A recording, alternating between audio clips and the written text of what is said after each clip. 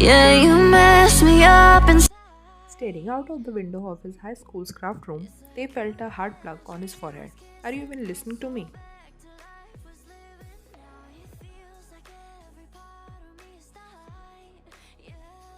A small but mature voice broke through his thoughts. Oh, what the hell? What did you even say?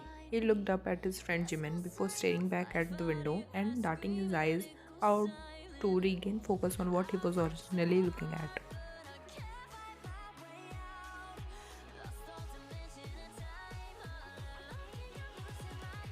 It doesn't matter anyway. The answer is yes, you like her. Tay's eyes grew wide and ripped. He hid his face away from the window. No, I don't, he spoke.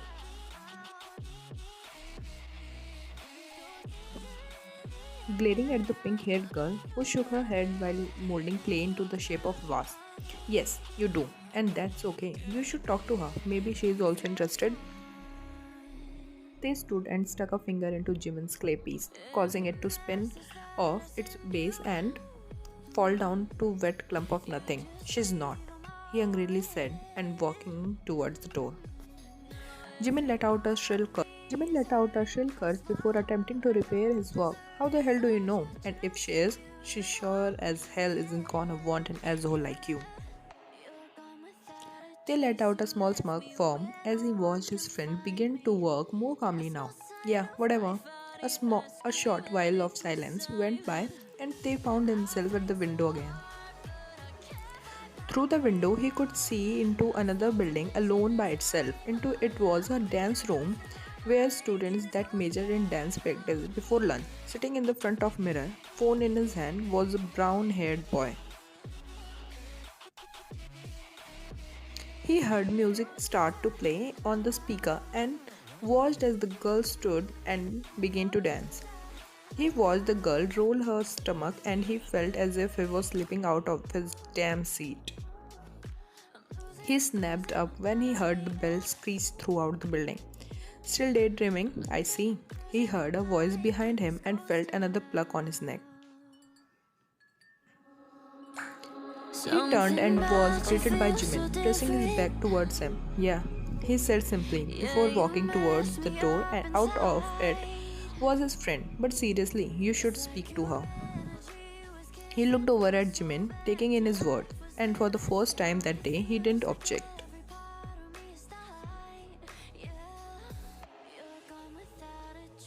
Across the field, Yunim looked up and fell, ripping through the music. She stopped the music and sat down on the floor, drinking water and going over to move in her head.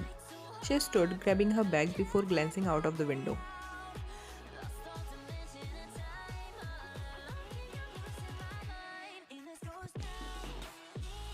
Across the way, she saw two boys talking.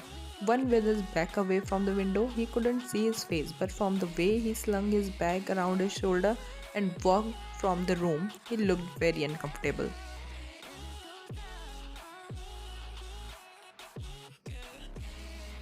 She shook her head before walking from the building and across the way into the rest of the school. It was lunchtime now. After getting her food and another water from the vending machine, she walked to a table which sat three other girls. Your name? Spoke a pale faced, blue haired girl.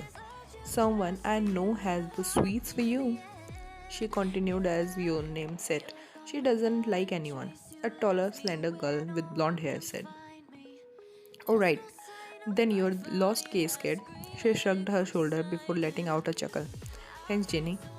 Yonim said, rolling her eyes in the direction of the other girl. Speaking of boys, spoke up another girl. She had orange hair with a black bandana tied around her forehead and her voice was quite calm. One is staring at you right now. She pointed her fork in the direction of a table where three boys sat. Yonim's eyes instantly met the pair that belonged to a black haired boy. She watched as the boy snapped his eyes away and pulled his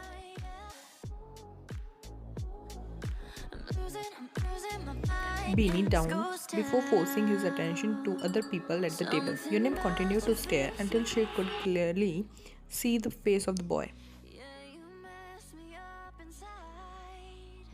She turned back towards her friend. What the hell does that mean, Nana? She sounded flustered. Whoa, calm down. I don't know. I would say he's the one that likes you. Not anyone Yunji has to offer.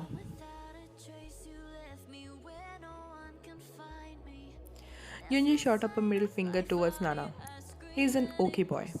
The rest of the lunch, Yonim continued to make eye contact with the boy on multiple occasions and was eager to multiply occasions and was eager to leave when the bell rang for the fifth period. She stayed back at a bit and waited for the boy to leave before she began to clean up. Departing from her friends, she walked down a hall alone towards the music room. As she neared it, she heard singing and slowly peered into the room.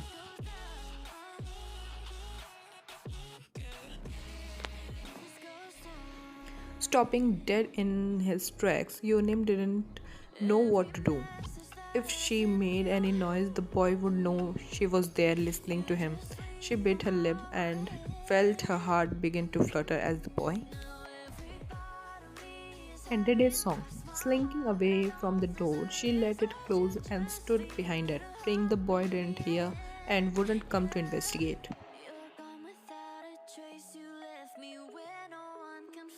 They removed the earphones and began to write down on a sheet of paper before turning as the door opened. He figured someone was just coming to record like him. As his eyes adjusted to the door, he realized no one was standing there.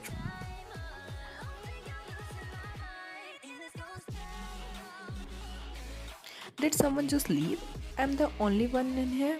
He thought to himself as he began to turn the door open, and there stood the girl from the dance room and the lunch room, eyes wide and face red. They stared at each other a bit speechless before the girl spoke. Hey, nice song. His heart sunk as he thought of the girl listening to his song played itself in his mind. Sorry, I dropped something outside. They nodded and turned quickly to continue writing. The words just kept flowing out of Yunim's mouth. He tried to stop them and had to pinch himself to shut up. I know you earlier in the lunchroom. I don't think you saw me.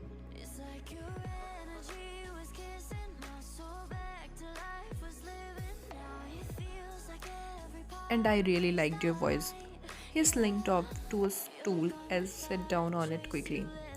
They swallowed hard before speaking, literally on impulse. I liked your dancing, is what made its way from his throat.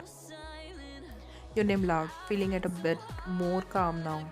She realized she wasn't the only one a bit anxious. Thanks, that was you in the craft room?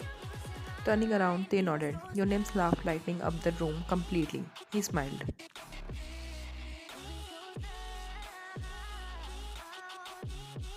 Yeah, me and a friend of mine. He nodded before staring down at his finger. What's your name? I'm Yonim. It's a big school. She knew. But Yonim felt a bit upset for not being able to meet this attractive person sitting in front of her. Theo. The boy looked up. But please call me Te.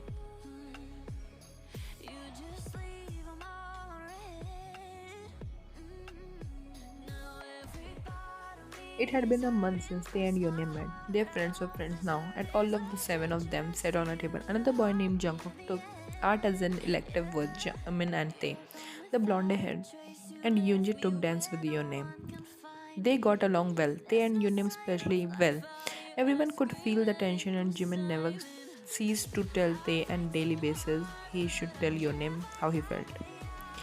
They decided on Saturday he would text Yonem early in the morning and tell her. After science, they walked from the class and down on a long hall towards the back exit. Opening the door, he was met by Yone, who began to smile broadly as he saw her. Hey, what are you doing here?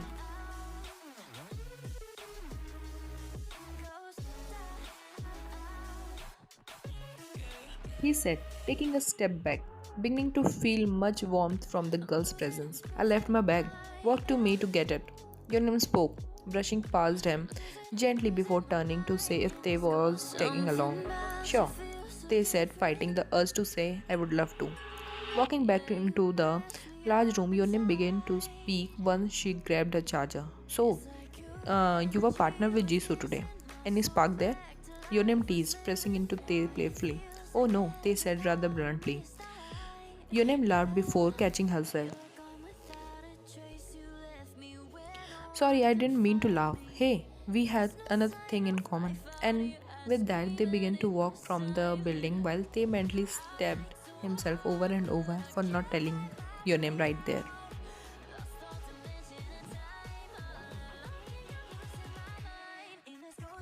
Now, if I tell her, she's gonna think it's only because I knew her for just a month now and she'll think that I don't like her.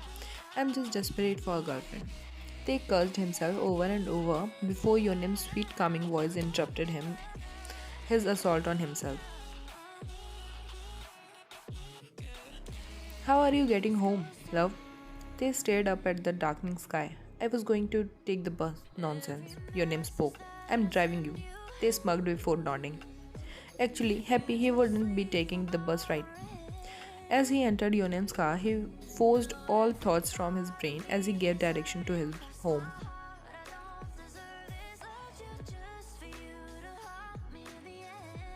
There, the end house. Pulling up in front of Tej, struggled to leave, gripping the handle he forced to open, honestly wishing the ride was a little longer. He had already taken Yonem down the wrong street just to stage the ride. But before his foot hit the ground, Yonem spoke. Wait, there is something I need to tell you. Closing the door slowly, Tay turned to her, his eyes wide, darting around Yonem's face. I kinda like you, a lot, so much. I brought you science classes up just to see if you can actually did like her. Yonem stared at the steering wheel. I took down the wrong street. They shouted. He watched as Yonem turned, confused. So that the ride would be longer. He elaborated. Oh, so you? Like you? Yeah.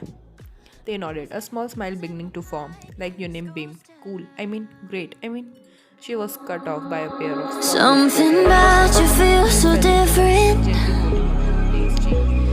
Yeah, you mess me up inside. Before darting into the house. It's like your energy was kissing my soul back to life was living. Now it feels like every Like a creep and drove off, her mind refusing to free itself of the encounter, now wishing the drive was a little longer. where no one can find me. There's no